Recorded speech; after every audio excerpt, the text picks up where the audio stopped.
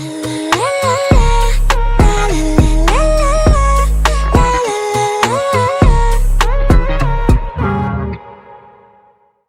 has been a while since I've posted a Kefla video onto my YouTube channel. I have been doing a lot of streams, which those have been going pretty well. I've had a lot of fun getting to chat with a lot of you guys and meet a lot of new people too. It's super exciting, so make sure to turn on notifications, subscribe, that way you know when I'm streaming. It's time to catch you guys up. It has been a while since I've made a proper video just because I've been having so much fun streaming and stuff. But as much as I love that, I also love getting videos out and edited. The last time you guys have seen me was when I had fled the court because I wasn't about to surrender so easily to Tommy and Vanderen's goons. So I fled and I've constructed myself kind of a stronghold outside of the city. It's basically where I get all my farming done, my enchantments, my preparations for an inevitable war. Since the last time you guys were here, there have been quite a bit of alliances being formed. For example, Dan has formed an alliance with Van, which, to be fair, saw that coming. No surprises here, they're pretty good friends. A lot of the residents of Kefla have decided to be neutral and take no part in this war. But with the ever-impending doom of the city, people are now starting to realize that maybe, just maybe, forming an alliance is the smart move to do. In terms of progress on the server in general, we've gotten quite a bit of bridges situated in the Nether. I did have a part of a hand in that of getting the bridges out and built. Since then, I've started up my own Nether business.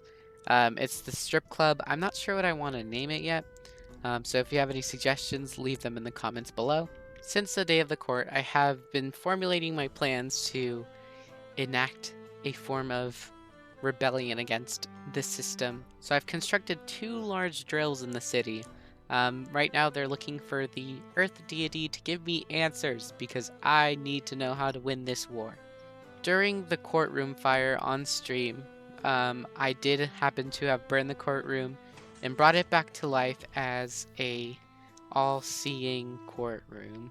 Since court, we have had banners placed up in places of the unions formed on the server for historical purposes. Since then, I have done quite a bit of tracking to figure out where Vanderen had stowed away his secret base. Luckily, on my journey to find the end portal to see where the end portal lies, I did manage to find quite a bit of clues that led me to Van's place. There were some crafting tables and a torch out here, so I assumed that was oddly strange because no one had been out here. And I did manage to find Van's secret base.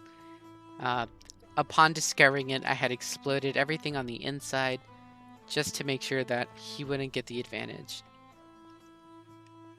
I took out his cow pits, his farms, and I burnt down even his tree farms.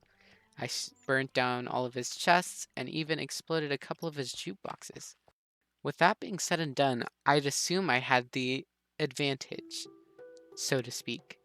But after exploring and trying to find the end portal, what I had discovered was not good news.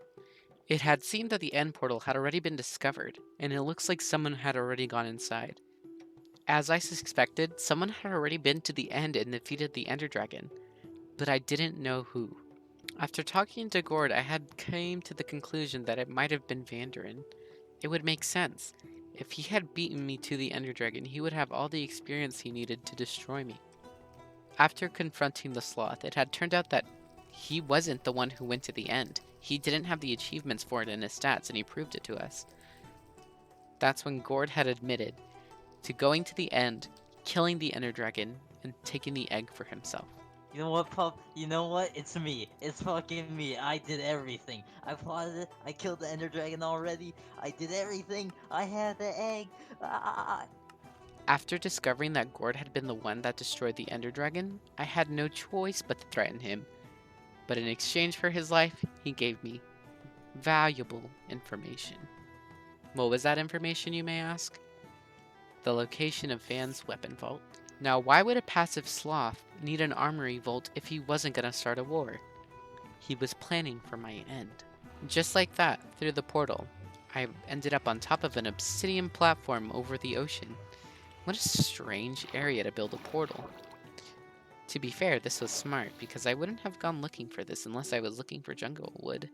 This was some big brain plays. After telling Van I knew where his base was, and where his armory was stored, he had decided there was nothing left but to explode it. So what now? The armory location has been changed, the original base destroyed, the castle isn't even constructed yet, and they haven't had an election for a king. Tommy's now a double agent and can't be trusted with information. Artigan betrayed me during court. Dan, a merchant only obsessed with his greed. What was left? What did I need to do to prepare for the war that was coming? You might say armor. You might say potions. But there's one thing I don't have, and that's numbers. I needed an army. The only choice I've come up with is to kill the king on the day of his coronation and take over as a dictator. It's my best chance I have now. Assuming the king will be heavily guarded on the day of his coronation, this is going to be difficult. I'm going to need the proper armor, the proper timing, the potions. I'm going to need to build things inside the castle without being detected. That's a hard task. But it's not impossible. Goodbye, moon man. We say goodbye, moon man. Goodbye, moon man. Goodbye.